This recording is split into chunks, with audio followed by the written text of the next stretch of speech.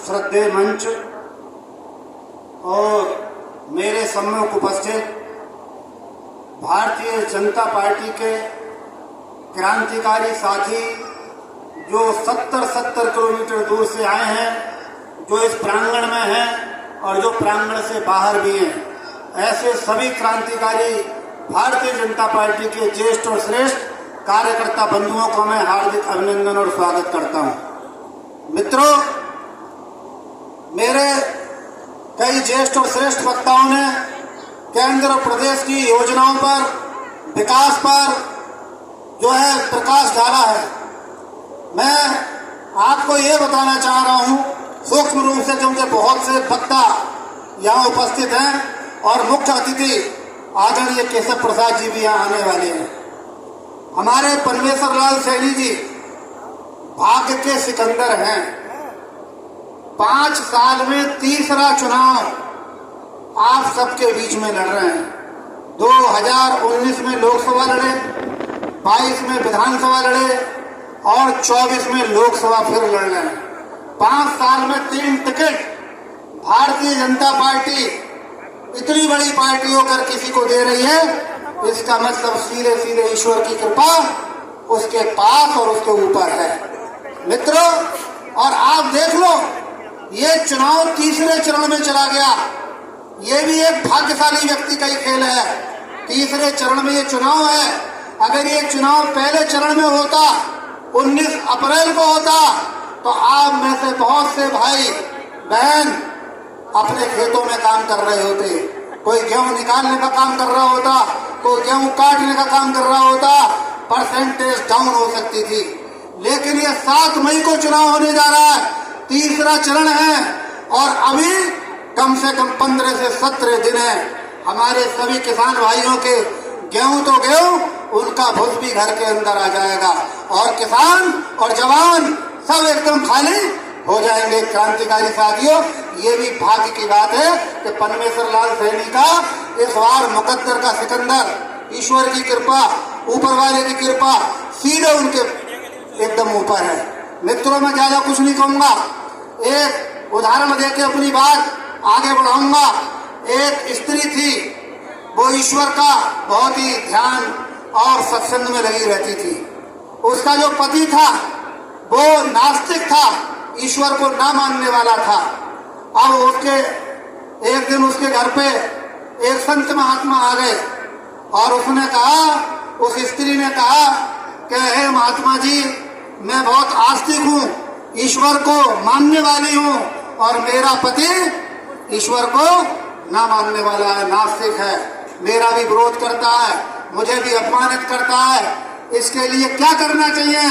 मैं चाहती हूँ कि भगवान मुझे तो अपने चरणों में स्थान देगा, लेकिन मेरे पति को भी अपने चरणों में स्थान दे। ऐसा कोई उपाय बताइए।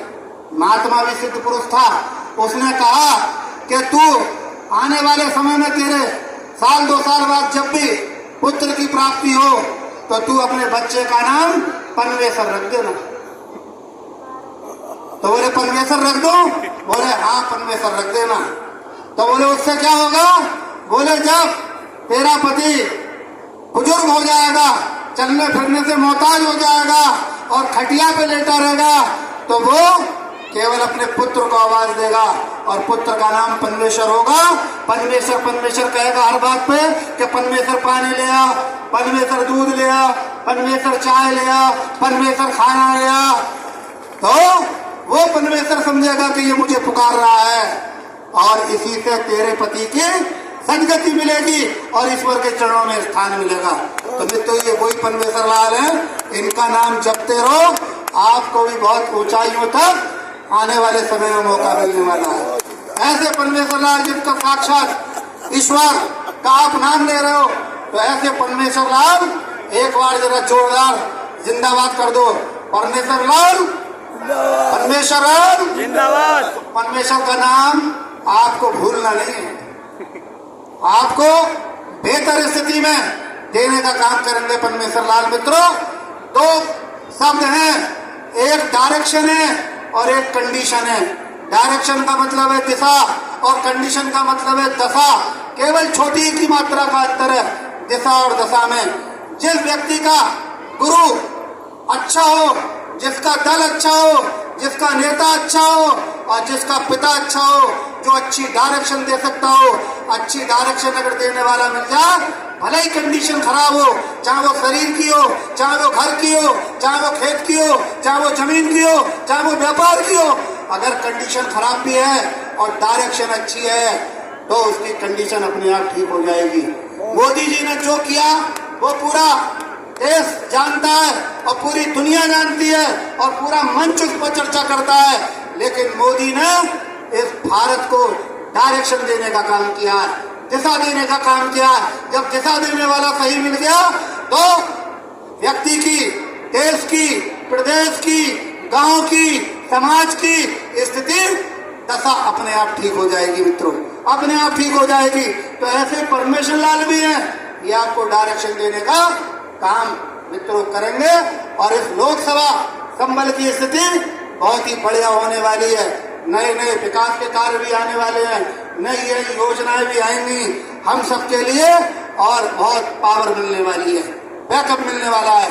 तो परमेश्वर लाल के लिए आप सबको मदद करनी है। मैं आपको बता रहा हूँ छोटी सी बात, व्यक्तिगत रूप से मत लेना। आज से 40 साल पहले कोई भी सरकार रही, उसने एक योजना चलाई, इंडिया मार्ग का नल। कौन सी? इंडिया मार्ग का नल। गांव गांव जब नल आए, बहुत सारे संख्या में आए, तो झगड़ा शुरू हो गया।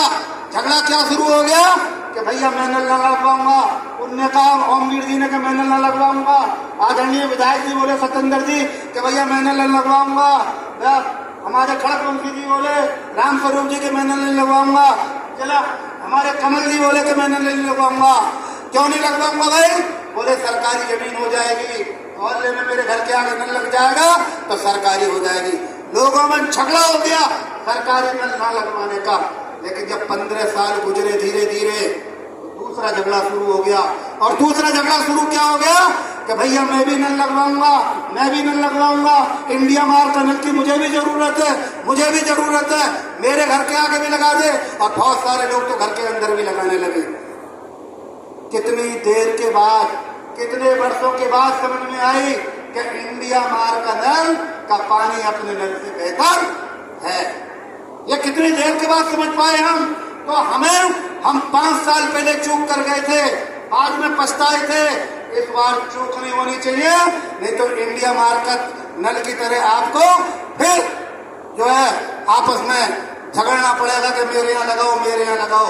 आज तो देखो हर घर, हर गांव में जल, हर घर को जल मिल रहा है। बड़ी बड़ी टंकियां लग रही हैं, जिन गांव में लग चुकी हैं वो उस पानी का स्वाद ले रहे हैं, और जिस गांव में लगने वाली हैं वो स्वाद लेंगे। मित्रों, ये देश का चुनाव है, किसी ग्राम पंचायत का, नगर पंचायत का, नगर पालिका का चुनाव नहीं है। देश के चुनाव से पूरा देश प्रभावित होगा, हर मोहल्ला गली हर व्यक्ति प्रभावित होगा। हम देश के चुनाव में इतनी मेहनत नहीं कर रहे जितनी मेहनत ग्राम पंचायत के चुनाव में कर रहे हैं। ग्राम पंचायत के चुनाव में प्रत्याशी राजनीतिक मेहनत कर रहा है, उसके वोटर, उसके सपोर्टर और उसके लपोटर तीनों मेहनत कर रहे हैं अपने प्रधान को जिताने के लिए। और नारा भी लगा रहे हैं कि कच्ची पिलाओगे कच्ची बात, पक्की पिलाओगे पक्की बात, और उतर जाएगी फिर वही बात। तो मित्रों ऐसा नारा भी लगाते हैं, लेकिन मेहनत करते हैं हर गांव गली के लोग। पंचायत में, जिला पंचायत के चुनाव में, आपके पार्षद के चुनाव में, चेयरमैन साहब राजू भाई बैठे हुए हमारे, इनके चुनाव में रात दिन लोगों ने मेहनत की। ये नगर पंचायत के चेयरमैन है, आदि नगर पालिका को, नगर पालिका के चेयरमैन है, आदि नगर पालिका को लाभान्वित कर सकते हैं। ग्राम पंचायत का प्रधान आधे गांव को लाभान्वित कर सकता है। लेकिन ये देश का चुनाव, प्रधानमंत्री का चुनाव हर व्यक्ति को, हर वर्ग को, हर गांव को, हर घर को लाभान्वित करेगा। और मनुष्यों को लाभान्वित नहीं करेगा, ये पशु और पक्षियों को भी लाभान्वित करेगा, और ये जीव जंतुओं को भी लाभान्वित करेगा। अब ये जीव जंतुओं को और पशु पक्षियों को कैसे लाभान्वित करेगा? जब इंडिया मार्ग का नल की जगह आज टंकियां लग रही हैं, और उसका पानी जब पशु पक्षी पिएंगे उसमें TDS सही मात्रा में होगा, तो पशु पक्षी भी स्वस्थ रहेंगे। मनुष्य तो स्वस्थ रहेंगे, पशु पक्षी भी वही जल पिएंगे जो स्वच्छ जल हम सबको मिलने वाला है या मिल रहा है। जीव जंतुओं में भी वही पानी लगेगा। दूषित पानी लगा दो आज किसी भी पेड़ पौधे में तो मुरझा जाता है, और अच्छा जल लगाओगे तो वो फिर जो है हरियाएगा। तो जीव जंतु भी लाभान्वित होते हो, पशु पक्षी भी लाभान्वित होते हो, भारत का हर नागरिक भी लाभान्वित होता हो। ये ऐसे देश का चुनाव है। लेकिन मेरा एक अनुभव है मित्रों कि हम सबसे कम समय अगर किसी चुनाव में देते हैं तो वो देश के चुनाव में देते हैं। सबसे कम समय काय में दे रहे हैं? लोकसभा के चुनाव में दे रहे हैं। प्रधानी से ज्यादा, जिला पंचायत से ज्यादा, नगर पंचायत से ज्यादा, नगर पालिका से ज्यादा, नगर निगम से ज्यादा, पार्षद से ज्यादा हम सबसे कम चुनाव अगर समय दे रहे हैं तो लोकसभा के चुनाव में दे रहे हैं। आपको केवल कुछ नहीं करना है। इन 15 दिन केवल 15 दिन, सुबह 2 घंटे और शाम 2 घंटे, अगर 24 घंटे में आप 4 घंटे दे दोगे तो परमेश्वर लाल सैनी का परसेंटेज 90%, 95% पड़ेगा। और जब 95% पड़ेगा तो कोई भी माई का लाल परमेश्वर लाल को हरा नहीं पाएगा। मित्रों, आज तो वो समय आ गया है, ऊपर और नीचे डबल इंजन की सरकार है। हमने 15 साल पीछे भी देखा है, 2003 से लेकर 2017 तक उस समय भारतीय जनता पार्टी की सरकार नहीं थी, उस समय अन्य दलों की सरकार थी। मित्रों, उस समय भाजपा का नाम लेने से भी आदमी गुरेज करता था, भारत माता की जय बोलने से भी गुरेज करता था। हम उस क्षेत्र के रहने वाले हैं जहां 65 से 70% मुस्लिम आते हैं, जहां केवल 2 आधारों पे चुनाव लड़ते थे वो लोग, गर्दनें काटते थे अपने मुस्लिम भाइयों की, और उनसे ही वोट लेते थे और उनसे ही वोट ले लेते थे। लेकिन जब वो बिस्मिल्लाहिर्रहमानिर्रहीम मंच पे आके बोल देता था उनका नेता, और बाद में अल्लाह रसूल के वास्ते वोट मांग लेता था, तो बीच की जितनी भी नाराजगियां थी वो सब की सब नाराजगियां दूर हो जाती थी, वो सब की सब नाराजगियां दूर हो जाती थी। आज यहाँ हजारों की संख्या में मुस्लिम कार्यकर्ता के रूप में, मुस्लिम वोटर के रूप में, मुस्लिम सपोर्टर के रूप में और मुस्लिम लपोर्टर के रूप में यहाँ हजारों लोग बैठे हुए हैं। और मैं आपको दावा दे रहा हूँ, ये जो लोकसभा संबल है, यहाँ मुस्लिम वर्ग के लोगों का 1 लाख वोट मिलने जा रहा है। मैं आपको बता दूं, ये उपस्थिति ये जग जाहिर कर रही है कि इस लोकसभा से ज्यादा नोएडा से लेके आप रावटगंज चले जाओ, चंदौली चले जाओ, कुशीनगर चले जाओ, देवरिया चले जाओ, सिद्धार्थनगर चले जाओ, महाराजगंज चले जाओ, इस लोकसभा से ज्यादा वोट कहीं भी मुसलमान का मिलने वाला नहीं है। जो सपा से आज चुनाव लड़ रहा है उसका हर गांव में, हर गली में, हर मोहल्ले में कुंदर की विधानसभा में विरोध हो रहा है, और आगे भी होगा, क्योंकि उसने 2 साल गुजार दिए, उससे भी अधिक समय गुजार दिया। आज तक किसी के दफन में, आज तक किसी के दुख में, आज तक किसी के सुख में वो व्यक्ति नहीं गया। और आप देखना, बहुत सारे लोग कह रहे हैं कि कुंदर की गड्ढा है। मैं भी मानता हूं कि कुंदरकी में हमारे कमल प्रजापति बैठे हैं। ये 43,000 से ये चुनाव हारे। 2022 में 15,000 वोट एएमआई को गया, ओवैसी की पार्टी को गया 15,000 वोट, रिजवान ले गया 15 और 15 30 और 73,000 का गड्ढा है कुंदरकी में। लेकिन मैं वादा कर रहा हूं इस बार आपको, जो स्थिति 2017 में रही, मुझे 1 लाख वोट मिला और विपक्षी को 1-10 मिला, उसी के आसपास इस बार ये स्थिति कुंदरकी की होने वाली है। और मैं ये भी मान रहा हूं कि मित्रों, इस बार बराबर हो जाए तो कोई बड़ी बात नहीं है। इस बार हमारी योजना कुंदरकी को बराबर करके भेजने की है। बाकी काम हमारे असमोली के, हमारे चमोली के, हमारे जो है संबल के और हमारे जो है बहजोई के कार्यकर्ता और नेतागण पूरी कर देंगे। मित्रों, बाकी काम बिलारी के लोग पूरा कर देंगे। हम कुंदरकी को इस बार लेवल में लाने की योजना बना रहे हैं। मित्रों, राम राज की बात करते थे हमारे पूर्वज जब हम छोटे थे तब कहते थे राम राज होना चाहिए, राम राज होना चाहिए। किसी ने परशुराम राज की, भगवान परशुराम भी थे लेकिन उनके राज की बात नहीं की, भगवान कृष्ण भी थे लेकिन उनके राज की बात नहीं की, धर्मात्मा युधिष्ठिर भी थे लेकिन उनके राज की बात नहीं की। हर आदमी ने भगवान राम के राज की बात की। राम ने हजारों साल इस भारतवर्ष पे राज किया, इस भूमंडल पे राज किया। मित्रों, राम का राज क्यों अच्छा था? राम के राज्य में जब तक उन्होंने हजारों साल राज किया, केवल 2 मुकदमे उनके राज्य में आए। एक आया फौजदारी का, जिसे हम क्रिमिनल कहते हैं, और एक आया दीवानी का, जिसे हम सिविल कहते हैं मित्रों, 2 मुकदमे आए पूरे जीवन काल में। 1-2 मिनट की बात है, उसके बाद अपनी बात खत्म करने जा रहा हूं। 2 मुकदमे आए, केवल एक मुकदमा आया फौजदारी का, और वो फौजदारी का मुकदमा क्या था कि एक संत महात्मा अपने पगडंडी जा रहे थे सड़क पर, और एक कुत्ता सड़क के किनारे बैठा हुआ था। महात्मा को ये आशंका हुई कि ये कुत्ता कहीं मुझे काट ना ले। पहले महात्माओं के पास डंडा हुआ करता था, आज भी डंडा रहता है, पुलिस के पास भी रहता है। तो महात्मा को ये आशंका हुई कि ये कुत्ता कहीं मुझे काट ना ले। महात्मा ने उस कुत्ते को डंडा मार दिया। कुत्ते को बहुत तकलीफ हुई, उसने कहा कि मुझे निरपराध इस महात्मा ने डंडा कैसे मारा। कुत्ता सीधे भगवान राम के दरबार पर गेट पर चला गया। उसने अपनी फरियाद वहां के गेट रक्षकों से, अंग रक्षकों से की कि भाई मुझे निरपराध मारा गया, एक महात्मा ने मेरे डंडा मारा। उन्होंने सेवकों ने पूछा कि बताओ आपको क्या, किसने डंडा मारा, आपको किसने जो है जो आपके साथ बदतमीजी की। वो बोला आपको नहीं बताऊंगा, मैं राजा को बताऊंगा, राजा को, राजा ही मुझे न्याय देगा। और राजा कौन था? भगवान श्री राम थे। उन सेवकों ने जाके बताया, अंदर प्रधान सेवक लक्ष्मण जी थे। लक्ष्मण जी को जब बताया तो लक्ष्मण जी गेट के बाहर आए और उससे कुत्ते से बोले कि चलो भैया बताओ।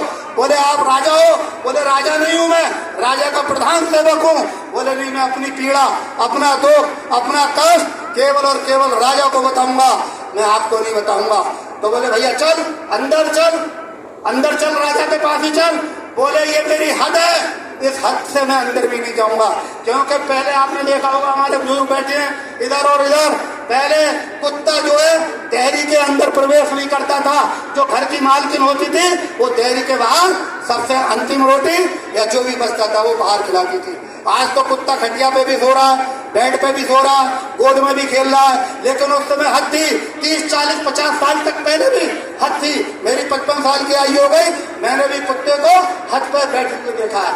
तो उसने कहा मैं अंदर नहीं जाऊंगा, राजा को यहीं आना पड़ेगा। भगवान राम दरवाजे पर आए, उसने कुत्ते से पूछा उन्होंने कि भाई बताओ क्या कष्ट है। बोले साहब मुझे कष्ट ये है कि मैं एक सड़क के किनारे बैठा था, मुझे संत ने मार दिया, डंडा मार दिया, निरपराध मुझे दंडित किया गया है, लिहाजा उस संत को सजा दी जाए। भगवान राम ने खोज कराई, संत को बुलाया गया, संत से पूछा गया कि भाई कुत्ते का ये आरोप है क्या सही है गलत है। उसने कहा हाँ जी, संत भी सच्चा था और उस समय तो सब जो है सतयुग था। उसने कहा कि हाँ जी बात सही है, मैंने इसके डंडा मार दिया। बोले क्यों मार दिया? बोले मैं सड़क पे जा रहा था, ये सड़क के किनारे बैठा था, मैंने काट ना ले, इस काटने की आशंका में मैंने डंडा मार दिया। तो बोले भाई इसने कोई अपराध नहीं किया था, आपने डंडा मार दिया, इसे दंडित कर दिया, तो आप पे आरोप सिद्ध हो गया। भगवान राम ने कहा, महात्मा ने भी स्वीकार कर लिया कि हाँ मैं आरोपी हूँ, तो उन्हें सजा मिलनी चाहिए। बोले जो आप देना चाहें। राम ने देखा, कुत्ते की तरफ देखा, उधर पंडित जी की तरफ देखा, क्योंकि क्षत्रिय धर्म का पालन करते थे वो। उन्होंने पंडित जी को सजा देना उचित नहीं समझा। उन्होंने कुत्ते से ही कहा कि भाई इन्होंने तुझे दंड दिया, लिहाजा तुम बताओ क्या सजा देनी चाहिए। कुत्ते ने कहा ठीक है साहब, इसे जो है ये जो मठ है, ये जो पीठ है, इस पीठ का महंत बना दिया जाए इस महात्मा को। अब महात्मा को जब पीठ का महंत बनाने के लिए भी क्या करना पड़ता था, महात्मा को हाथी पे बिठा के आगे बाजे गाजे के साथ उस मठ तक ले जाना पड़ता था जब मठ का महंत बनता था। तो भगवान राम ने भी वही किया, महात्मा को हाथी बुलाया, हाथ पे बैठाया, आगे पीछे गाजे के साथ उसे मठ तक छुड़वाया और वहां बिठा दिया, मठ का महंत बना दिया। हम जैसी आप जैसी मंच पर आपके सामने जैसी जनता को अच्छा नहीं लगा, बोले इसने महात्मा